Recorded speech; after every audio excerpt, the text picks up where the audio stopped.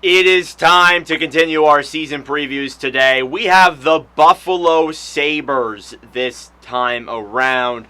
Buffalo is a team that has missed the playoffs for a very long time. I'm not surprising anybody by saying that. Could this be the year that they get back? Let's talk about it. First and foremost, the series previews are in full swing, and we are on to our third team today with the Sabres. We have the Ducks and the Bruins, are teams that are currently out right now. But if you're seeing this in the future, there could be more out, so stay tuned. But anyhow, let's hop right into the Buffalo Sabres, where the Sabres have had a rough go of things the last couple of years. But let's start off in 2022-23, where we came out of that year with a glimmer of hope, at least a little bit of a glimmer of hope for the Sabres, where they went 42, 33, and 7 for 91 points. They were 20th in the NHL, and that was a year of real optimism for the Buffalo Sabres. There was some actual, there was some actual hope. And we thought at the end of that year, after seeing Devin Levi play so well, they were like 1 point out of a playoff spot, essentially. They came closer than they ever did in any year prior, and it was absolutely phenomenal. We thought that that was going to be the breaking point. 2 years later, it was not. In 23-24, they went 39, 37, and 6 for 84 points. They were 22nd in the NHL. They missed the playoffs, obviously. It was not a year of success.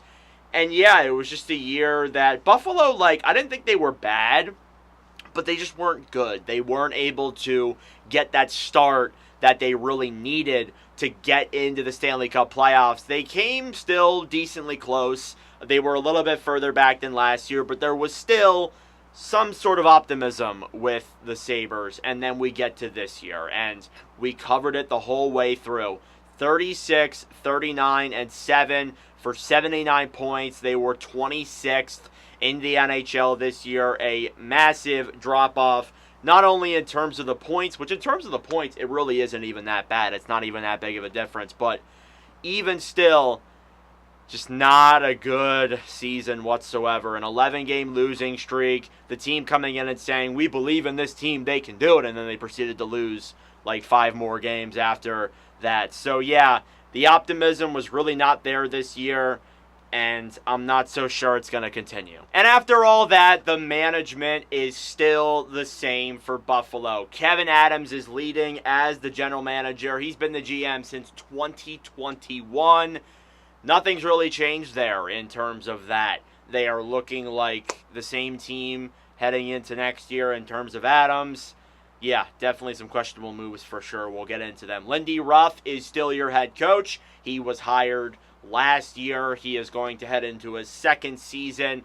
They're hoping for a little bit of a 360 here, I guess, where the last time they made the playoffs, Ruff was their head coach. Now they're trying to make it again with him as the head coach. I don't see that happening. It just is not in the cards, unfortunately, but who knows, I guess.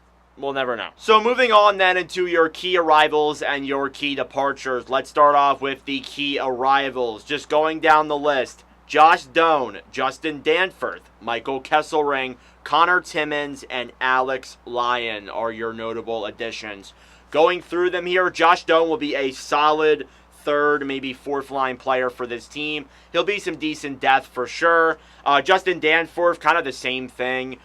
He's more or less going to be an extra forward or a fourth line player. Nothing serious there. Kesselring, I think, on that right shot side, which is not very strong, besides Dahlin, obviously. I think he can be a good second pairing or maybe third pairing defenseman. Not a bad acquisition there. Connor Timmins is overpaid, first and foremost, but won't be a bad third pairing or maybe seventh defenseman type of player. And then Alex Lyon will likely be your backup goaltender this year unless Devin Levi takes over the reins. Who knows? But again, I think that overall, their acquisitions, they weren't big, but they were still pretty decent. Their key departures are where I have a ton of just hatred with the Sabres. J.J. Peterka, James Reimer, Sam Lafferty, and Connor Clifton. So I want to go through these here. You might be saying to yourself, Nordic, why are you hating on the Sabres? Those aren't really that big of departures. Besides J.J. Peterka. It wouldn't be bad if the Sabres got something really good in return for Peterka, or even to say, like, future assets. I don't think Buffalo wants that, but it's better than getting Josh Doan and Michael Kesselring. Now, I want to say this. Michael Kesselring and Josh Doan are not bad players by any means. I think they're very good players. However, you gave up Peterka for them. You could have given up, let me just look at their lineup here. You could have probably given up Beck Mallenstein and Matthias Samuelsson for these two players, honestly. Now, I know maybe that's a stretch, but still, like, you didn't have to give up a guy of Peterka's stature, which is kind of wild. But I will say this, again, I feel like the Sabres are going to do good with these two players, but who they gave up was just too detrimental. The other guy's not really that big of a deal. Reimer retired, so he's no longer even playing hockey, period. Lafferty is off to Chicago, I believe. He was like a fourth liner. And then Timmins, kind of the same example, was a third pairing defenseman. Nothing serious there, but besides Peterka, nothing too bad, but Peterka really does stand out. So then, that being said, let's go take a look at the Hockey News' depth chart for this team. Again, I'm using the Hockey News, not making my own, so that way I don't forget anybody or do something stupid, although I'll probably do that anyways. So let's go through the depth chart here, starting off with the left wing side. You have Jason Zucker, Zach Benson, Jordan Greenway, and Beck Mallenstein rounding out your first four, and then Isaac Rosen is your extra guy there as well. Not that bad of a left wing side. Definitely a little bit shallow, though, I will say. You're hoping for Benson to take a big step. Rosen, I think, should be playing NHL minutes this year, but that left wing side may be too stacked. Zucker had a good year last year. I was surprised they didn't trade him, but regardless, there's still the opportunity to do that this year. I believe he is on a 1-year deal, 2-year deal. I'm not 100% sure. He did sign an extension, so we'll see. Greenway, not too sure how I feel about him. We'll see. And then Mallenstein is a fourth line forward. Your center core.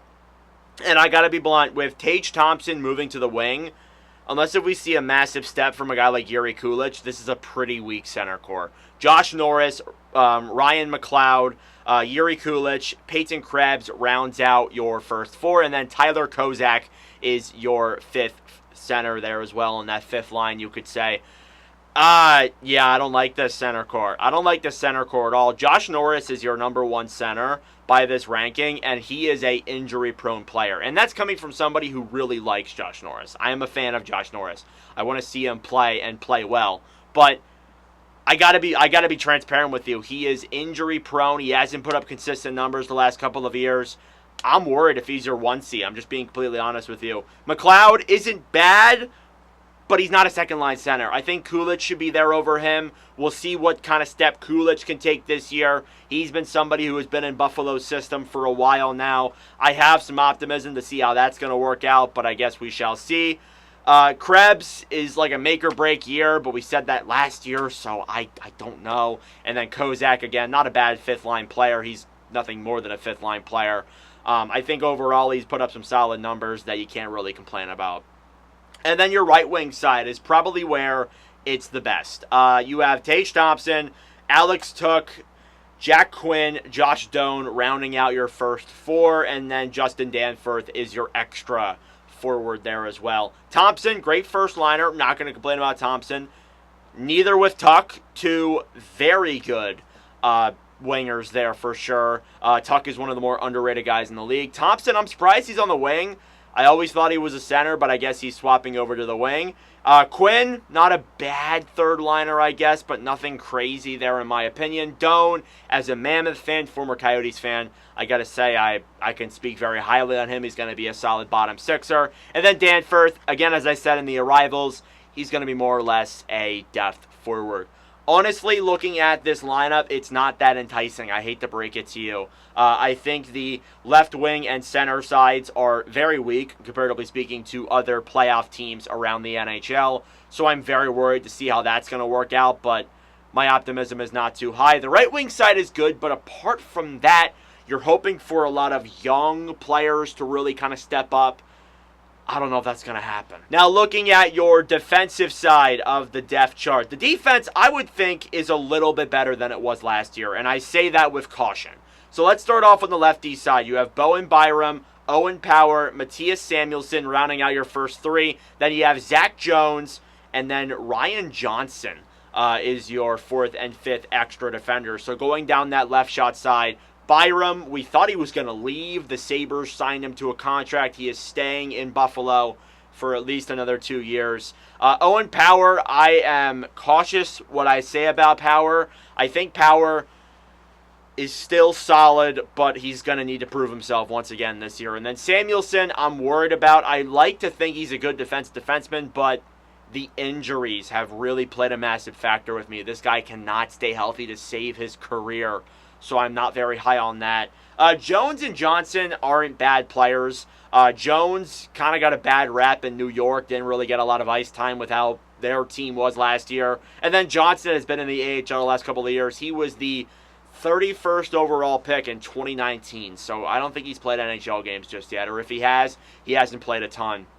You look at your right shot side up next, you have Rasmus Dahlin, Michael Kesselring, Connor Timmins, and Jacob Bryson are your four guys there. So Dahlin is Dahlin. I don't think I need to say anything about Dahlin. He's a great defenseman, even better captain.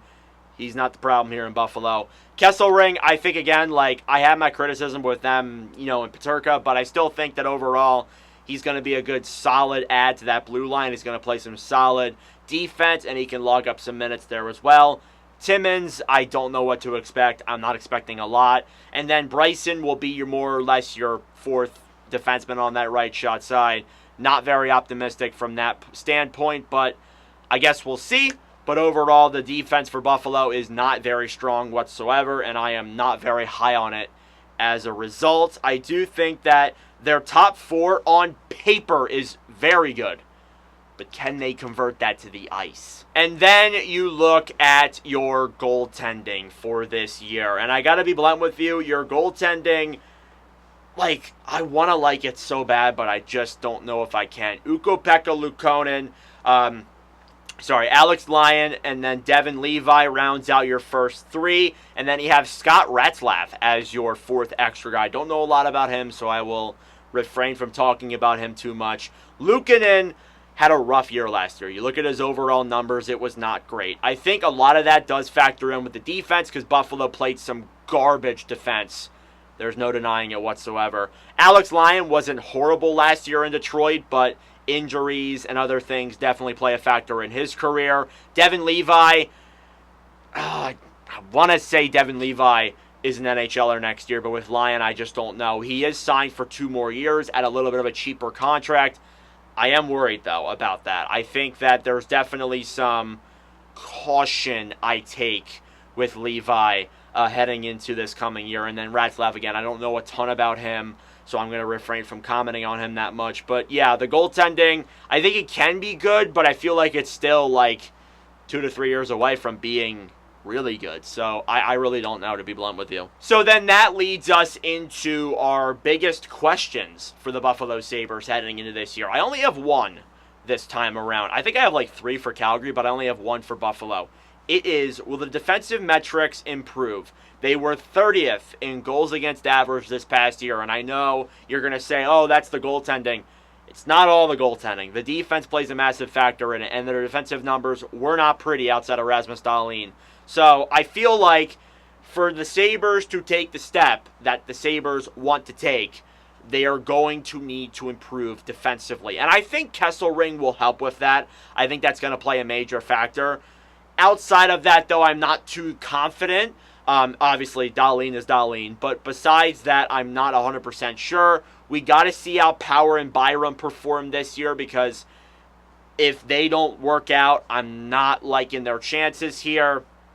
Overall, that blue line, I am very cautious about. I'm not optimistic about it outside of Dahlin. Again, as I said, to wrap that section up, it's very solid on paper. Their top 4 is pretty good on paper, but can they convert that to the ice? Again, the other thing is the goaltending that I just talked about. I don't know if it's there yet. Luukkonen, I'm expecting a little bit of a bounce back because he's had some pretty good seasons in the past. I've been a personal favorite of Luukkonen. I think he's a good goaltender. This year just wasn't it for him. So I'm hoping that this coming year they have a little bit of a bounce back and Devin Levi gets in there, plays games, plays well, and Alex Lyon just is a solid backup. If they can all do that, if everything pans out the way I'm saying, playoffs should be a possibility. But we'll see. So then, getting into that, playoffs, standings, cup. It's funny to say that in the same sentence. Anyhow, I don't think playoffs or cup are a possibility. And I'm sorry to say that to Sabres fans. It's been so long, 14 long years. It's going to be 15 this year is my prediction. What really sucks is this Sabres team just feels like it's 2 to 3 years away. And it's felt like that for 2 to 3 years. Even longer than that, you could argue. I don't know when it happens. I don't. And I honestly think this team is in some kind of like curse, to be honest with you. Like, I think there's a lot of teams that are in a curse. But, yeah, like I look at that forward core. It's not very strong. And maybe I'm a little bit low on the younger players like Benson and Kulich, but I'm not very high on anything in that forward core. The defense, again, it can be good, but will it be? The goaltending, is it there to take a step? There is too many questions in Buffalo for me to come on here and say, maybe there's playoffs. I don't think it's possible, and that's very unfortunate. I honestly hope I'm wrong, but I just don't think it's in the cards this year for the Sabres. But I've been wrong before. We'll see what happens there with Buffalo. Let me know your thoughts in the comment section down below. Where do you think Buffalo finishes this season? But regardless, thank you all for watching. If you enjoyed, make sure to like the video down below and subscribe if you are new. We got the Calgary Flames coming up on Thursday tomorrow. So thank you all for watching, and I will see you guys in the next video.